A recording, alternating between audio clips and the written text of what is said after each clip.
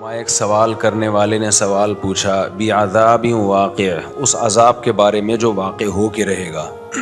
نبی صلی اللہ علیہ وسلم جب یہ بتاتے کہ یہ دنیا ختم ہوگی، یہ تو سب مانتے ہیں دنیا ختم ہوگی، لیکن اس کے بعد تمہیں اللہ کے سامنے حساب و کتاب بھی دینا ہے۔ اگر برا کرو گے تو اس کا عذاب آئے گا، اچھا کرو گے تو اس کا اچھا بدلہ ملے گا۔ تو مشرکین اور کافر لوگ کیا کہتے، بھائی جو عذاب آئے گا تو ابھی لے آؤ، آپ جو عذاب آئے گا وہ ابھی لے آؤ۔ ایک اعتراض تو یہ کیا کرتے تھے، لِمَ تَسْتَعْجِلُونَ السَّيِّئَةَ بِالْحَسَنَةِ، پیغمبر کہتے تھے کہ تم بجائے اس کے کہ توبہ کرو اور اپنے گناہوں کو معاف کرواؤ، تم توبہ کے بجائے عذاب میں جلدی کیوں کرتے ہو؟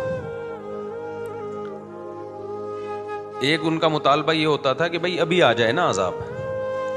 تو نبی صلی اللہ علیہ وسلم جب یہ بتاتے کہ ایک ٹائم ہے، متعین ہے، قیامت ایک وقت پہ آئے گی، وہ تمہاری مرضی پہ نہیں آئے گی، تو اگلا ان کا سوال ہوتا تھا پھر وہ کب آئے گی، اس کا ٹائم بتائیں آپ ہمیں۔ دیکھو کچھ چیزیں ایسی ہوتی ہیں جن کا دلیل سے کوئی تعلق نہیں ہوتا، دلیل سے کوئی تعلق نہیں ہوتا۔ میں بار بار ایک موضوع کو بیان کرتا رہتا ہوں اکثر، کہ جو شخص بھی کوئی دعویٰ کرتا ہے نا، اس کے ذمہ دلیل پیش کرنا ہوتا ہے۔ سامنے والا جس قسم کی دلیل کا مطالبہ کر رہا ہے، یہ اس کے ذمہ پیش کرنا نہیں ہوتا۔ سمجھ میں آ رہی ہے بات؟ دلیل کسے کہتے ہیں؟ کسی شے کا ایسا ہونا کہ اس کے تصور سے کسی دوسری چیز کا تصور لازم آئے، اس کو دلیل کہتے ہیں۔ مثال کے طور پر آپ کو دھوپ نظر آ رہی ہے، آپ جب دھوپ کا تصور کریں گے لازمی طور پر سورج کا تصور آئے گا کہ نہیں آئے گا؟ یہ ہو سکتا ہے کہ دھوپ کا تصور آ رہا ہو اور آپ سورج کی نفی کر رہے ہو، ابے ایکو کر دیا، پہلے ٹھیک تھا یار۔ تو یہ ہو سکتا ہے؟ نہیں ہو سکتا نا۔ تو ہم کہیں گے یہ دھوپ دلیل ہے اس بات کی کہ سورج موجود ہے۔ اگلا کہتا ہے کہ نہیں، کوئی اور دلیل دے بھائی، میں یہ والی دلیل نہیں مانوں گا، کوئی اور دلیل دے۔ 4 آدمی گواہی دیں کہ سورج موجود ہے تو میں مان لوں گا، اور 4 بھی غفار، ستار، وسیم اور کلیم ہونے چاہیے۔ وہ غفار، ستار، وسیم، کلیم اس کے اپنے مامے ہیں، چاچے ہیں، وہ دے ہی نہیں رہے، وہ بیان ہی نہیں دے رہے۔ تو اگلا کہہ رہا ہے کہ نہیں جی، یہ 4 جب تک گواہی نہیں دیں گے نا، میں نہیں مانوں گا کہ سورج نکلا ہوا ہے۔ تو جو بے وقوف لوگ ہیں نا، وہ آپ پہ دباؤ ڈالیں گے، بولیں گے تو ان 4 سے نکلوا لے، زبان سے 4 سے زبان سے نکلوا لے کہ سورج موجود ہے، دیکھ اس نے کہا ہے کہ یہ 4 گواہی دیں گے تو میں مان جاؤں گا۔ اگر آپ بے وقوف ہوگے تو 4 سے زبان سے نکلوانے کی فکر میں لگ جاؤ گے، آپ ٹائم ضائع کرنے لگ جاؤ گے۔ عقل مند ہوگے تو آپ بولو گے بھائی یہ دیکھ لے دھوپ ہے، یہ والی لائٹ اور یہ اس طرح کی دھوپ، یہ بتیوں کی، یہ بلب کی نہیں ہوتی، ماننا ہے مان، ورنہ پتلی گلی سے نکل۔ میرے پاس فالتو ٹائم نہیں ہے کہ میں ان 4 کو اگلواؤں زبان سے۔ یہ تو پلان معلوم، ایک پلان ہوتا ہے کہ پہلے سے پلان کیا ہوا ہے کہ ان 4 سے یہ اگلوا نہیں جائے گا۔ تو آج بہت سارے باطل فرقے جو ہے نا، غیر مسلم بھی، وہ کہہ رہے ہوتے ہیں ہم سے ہماری مرضی کی دلیل دو، جو ہم کہہ رہے ہیں اسلام کے برحق ہونے کی، پیغمبر کے برحق ہونے کی، یا جن مسائل کو تم فالو کرتے ہو ان کے برحق ہونے کی، جو دلیل ہم مانگ رہے ہیں وہ دو۔ غیر مسلم کیا دلیل مانگتا ہے؟ جو مشرکین دلیل مانگتے تھے، وہ قیامت کب قائم ہوگی؟ آپ کو چونکہ قیامت کا ٹائم نہیں پتا، اس کی علامت ہے کہ قیامت آئے گی نہیں۔ بے بھائی، کسی چیز کا ٹائم پتا نہ ہونا، یہ اس کی علامت کب سے ہو گئی کہ یہ چیز ہی نہیں ہے؟ ایسا ممکن ہے ایک چیز نے ہونا ہو لیکن ہمیں اس کا وقت معلوم نہ ہو۔ مجھے پتا ہے میں کب مروں گا، آپ کو پتا ہے آپ کب مرو گے؟ بولو نا۔ اب کوئی ڈاکٹر آپ سے کہے کہ یار ایک نہ ایک دن آپ مرو گے، آپ کہو ڈاکٹر صاحب کیا دلیل ہے اس کی کہ میں ایک دن مروں گا؟ ڈاکٹر صاحب کہہ رہے ہیں جی اس کی دلیل یہ ہے کہ آج تک کوئی بچا ہے نہیں۔ تو کیا، تو جو ہے کوئی سرٹیفکیٹ لے کر آیا ہے کیا،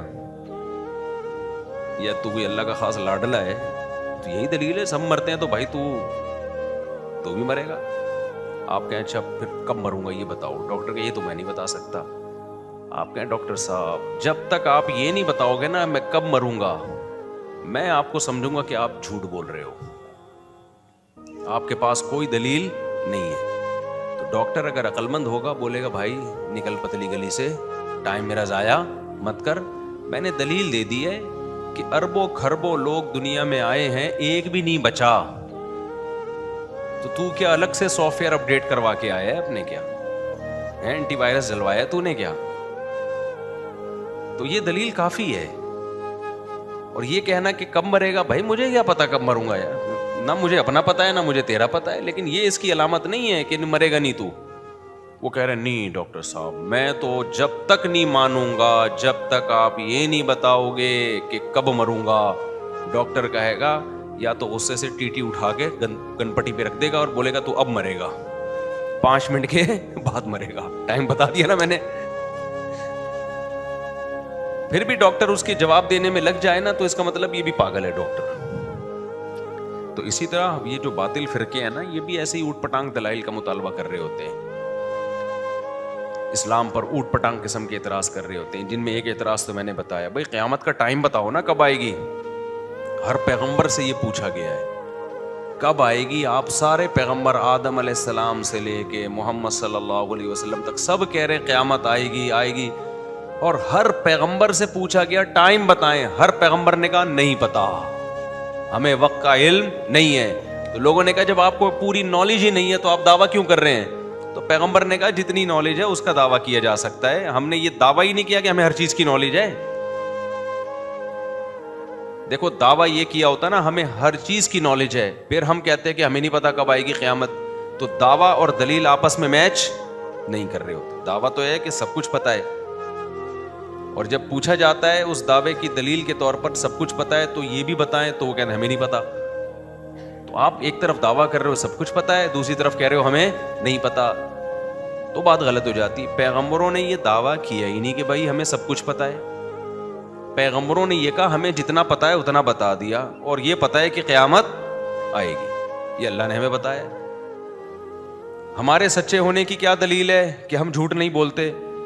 بہت سارے دلائل ہیں. ہم نے 40 سال تمہارے پاس گزارے, اور پھر ہمارے معجزے ہیں, یہ ایسے معجزے ہیں جو شعبدے نہیں ہیں, کیونکہ جو شعبدے جن کے ہاتھوں پہ ظاہر ہوتے ہیں وہ الگ قسم کے لوگ ہوتے ہیں, جادو ٹونے والے, ان کی یہ پرسنالٹی نہیں ہوتی, ان کی یہ تعلیمات نہیں ہوتی, وہ ماں باپ کے حقوق نہیں سکھا رہے ہوتے, وہ وراثت کے خرید و فروخت کے نکاح طلاق کے احکام نہیں بتا رہے ہوتے, وہ اخلاقیات کے پیمانے متعین نہیں کر رہے ہوتے, تو وہ اللہ کی محبت لوگوں کے دلوں میں نہیں ڈال رہے ہوتے, وہ تو اپنے قریب لوگوں کو اکٹھا کر رہے ہوتے. تو اتنے سارے قرائن اور دلائل سے یہ تو ثابت ہو جاتا ہے. اور پھر پچھلی آسمانی کتابیں جن کو تم بھی مانتے ہو وہ بھی گواہی دے رہی ہیں. تو اتنی دلیل کافی ہے ہمارے اس دعوے کے سچے ہونے کے لیے. ٹائم ہمیں معلوم نہیں ہے. تو کافروں نے بھی, اب کافر لوگ اعتراض کرتے ہیں بھائی محمد صلی اللہ علیہ وسلم اللہ کے نبی ہیں تو اتنی کم عمر سے شادی کیوں کی انہوں نے؟ کسی کی عمر کا زیادہ ہونا اور اس کی زوجہ کی عمر کا کم ہونا یہ نبی نہ ہونے کی دلیل نہیں ہے, اس کا اس سے کوئی تعلق نہیں ہے.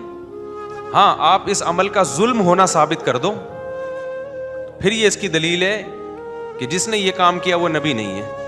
اور ظلم کسے کہتے ہیں؟ مظلوم پکارے کہ مجھ پہ ظلم ہو رہا ہے. دنیا میں کوئی ایسا ظلم دیکھا کہ مظلوم کہے بہت اچھا ہوا میرے ساتھ ہے؟ بھائی کوئی بڑی عمر کا آدمی کم عمر سے نکاح کر رہا ہے تو ظلم اس کم عمر پہ ہو رہا ہے نا.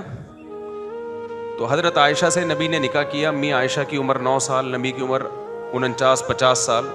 تو معاذ اللہ یہ ظلم کس پہ ہوا؟ امی عائشہ پہ. وہ بولتی کہ غلط ہو گیا میرے ساتھ, میرے ابا نے غلط کیا.